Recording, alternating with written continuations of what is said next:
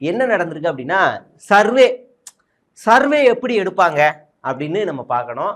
அது மட்டும் இல்லை, நான் உங்களுக்கு 2 எக்ஸைட்டிங் ஸ்டோரியும் 2 வச்சுருக்கேன். இந்த சம்பவம் இல்லாமல் தாவேக்கா என்ன பண்ணியிருக்கு நேற்று மட்டும் அப்படின்னு.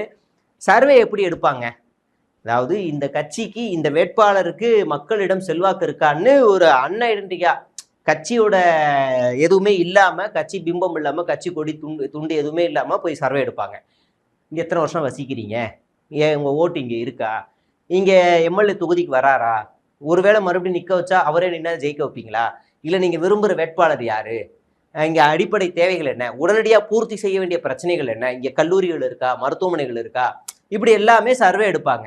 இவங்க நேராக போயிட்டு விஜயை பிடிக்குமா, விஜய்க்கு ஓட்டு போடணும், போடுவீங்களா மாட்டீங்களா, ஏங்கா போட மாட்டீங்க அக்கா, எவ்வளவு நாளாதான்க்கா நீங்க அதிமுக திமுக ஓட்டு போட்டே இருப்பீங்க, அக்கா ஒரு மாற்றம் வேணும்க்கா, ஊழலை ஒழிக்கணும் ஒருத்தர் வராருக்கா, 200 கோடியை விட்டு வராருக்கா, ஏங்கா நீங்க திரும்ப திரும்ப இதே மாதிரி பண்றீங்க, அக்கா தயவு செய்து போடுங்கக்கா இப்படின்னு ஆரம்பிச்சிருக்காங்க.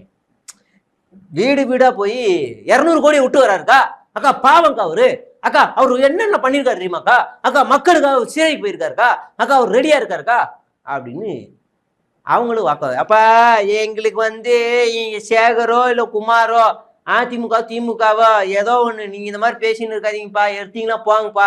அப்ப இங்க ஒரு திமுக நீங்க எடுக்கிறீங்க, போலீஸ் பர்மிஷன் வாங்கினீங்களா, அவர் பண்ணது தப்பா திமுக பண்ணது தப்பானா தப்பு, அவருக்கு கேட்கணும்னா நீங்க அவர் நேரடியா போலீஸ்டே ஃபோன் பண்ணிடலாம், சார் இந்த மாதிரி தாவேக்காரன் பண்றாங்க என்னன்னு பாருங்கன்னு.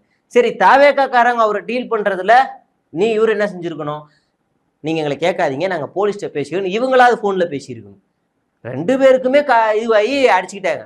இதுல இவங்க எக்ஸ்ட்ரீம் போயிட்டாங்க. முதல் பிரச்சனைக்கு மூல காரணமே இவங்க தான். எல்லா கட்சியும் இருக்கு, எல்லா கட்சியும் சர்வே போகுது, அது எப்படி இவங்களுக்கு மட்டும் நொட்டுதுன்னா இந்த மாதிரி போய் இழுக்கிறது.